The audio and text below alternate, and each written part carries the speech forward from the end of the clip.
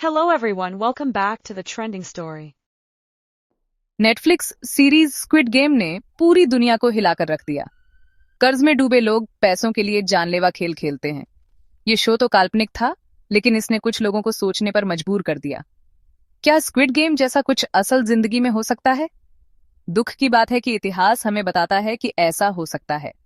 South Korea में brothers home जैसी जगहें हमें याद दिलाती हैं कि जिंदा रहने की लड़ाई कितनी खतरनाक हो सकती है।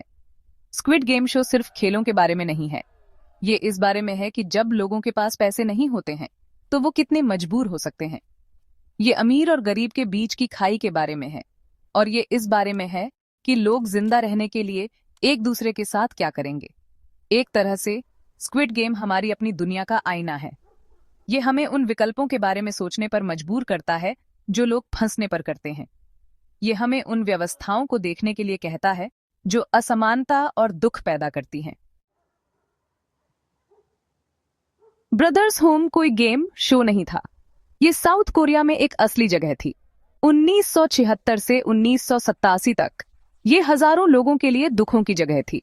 सरकार 1988 के ओलंपिक के लिए सड़कों को अच्छा दिखाना चाहती थी, इसलिए उन्होंने उन सभी लोगों को ब्रदर्स होम भेज दिया जिन्हें वो समस्या समझते थे।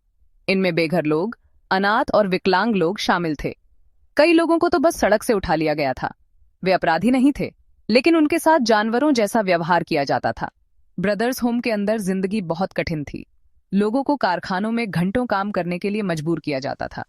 हालात बहुत बुरे थे और कई लोग थकान, बीमारी या हिंसा से मर गए। गार्ड बहुत क्रूर थे और जो कोई भी उनकी बात नहीं मानता था उसे वो सजा देते थे। ब्रदर्स होम के गार्ड कैदियों को कंट्रोल करने के लिए कुछ ऐसा इस्तेमाल करते थे जिसे वो खेल कहते थे। ये खेल मजेदार नहीं थे, ये लोगों को प्रताड़ित करने और मारने के तरीके थे। एक खेल को मोटर व्हीकल गेम कहा जाता था, जहां गार्ड कैदियों की आंखों में मारते थे। दूसरा हिरोशिमा गेम था, जहां कैदियों को उल्टा लटकाकर पीटा जाता था। गार्ड मौतों का हिसाब रखते थे। उन्होंने कहा कि ब्रदर्स होम में 551 लोग मारे गए, लेकिन बहुत से लोग मानते हैं कि असली संख्या बहुत ज्यादा है। कुछ बचे हुए लोग कहते हैं कि शवों को गुप्त रूप से दफना दिया गया था और गार्ड ने अपने कई अपराधों को छुपाया था। बलात्कार और अन्य भयावह घटनाओं की कहानियां भी सामने आई हैं। चौथा भाग, हकीकत की भयानक प्रतिध्वनि। स्क्विड गेम ब्रदर्स होम पर आधारित नहीं था, लेकिन शो और असल जिंदगी के कैंप में कुछ भयानक समानताएं हैं।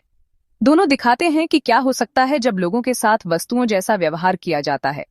दोनों दिखाते हैं कि लोग जिंदा रहने के लिए कितनी दूर तक जाएंगे, और दोनों हमें मानव स्वभाव के अंधेरे पक्ष का सामना करने के लिए मजबूर करते हैं। स्क्विड गेम के निर्माता ह्वांग डोंग-ह्युक ने कहा कि वो पैसों के साथ अपने संघर्षों से प्रेरित थे। उन्होंने बहुत सी जापानी कॉमिक्स भी पढ़ी जिनमें समान विषय थे, लेकिन कुछ लोग मानते हैं कि उन्हें ब्रदर्स होम के बारे में पता हो सकता है। भले ही उन्हें पता न हो, लेकिन समानताओं को नजरअंदाज करना मुश्किल है। पांचवा भाग, जागरूकता का आह्वान। स्क्विड गेम सिर्फ एक शो है, लेकिन ब्रदर्स होम असली था। ये हुआ और ये एक याद दिलाता है कि हमें एक बेहतर दुनिया के लिए लड़ने की जरूरत है। हमें अन्याय के खिलाफ बोलने की जरूरत है। हमें उन लोगों की मदद करने की जरूरत है जो संघर्ष कर रहे हैं, और हमें यह याद रखने की जरूरत है कि हर कोई सम्मान और इज्जत के साथ व्यवहार किए जाने का हकदार है।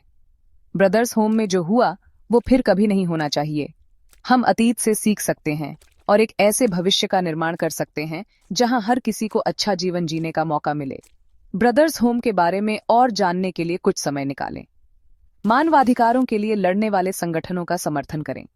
इन मुद्दों के बारे में अपने दोस्तों और परिवार से बात करें। साथ मिलकर हम बदलाव ला सकते हैं।